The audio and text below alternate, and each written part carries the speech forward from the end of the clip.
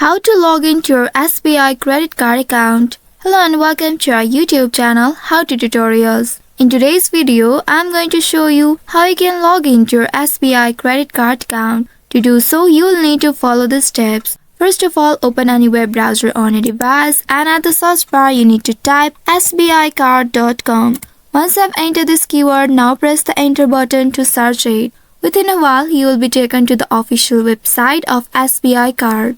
Once you reach to this section, here at the top right, you will find login button. Here just below login, you will find forgot your user ID or password. If in case you don't remember your user ID or password, you can just click on this link and recover it. Also, if you haven't registered yet, you can click on this register now and from there you need to follow the prompts to register yourself. So now click on this login button right here.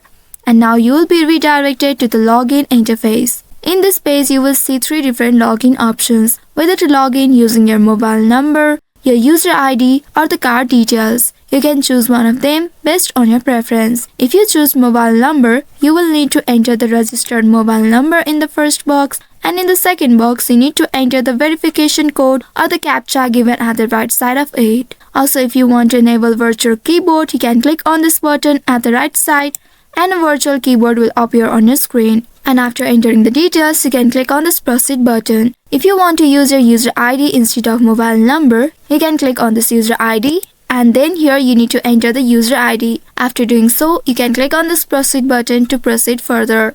Also, if you want to use your card details instead, then you need to click on this card details option and here in this field you need to enter your card number.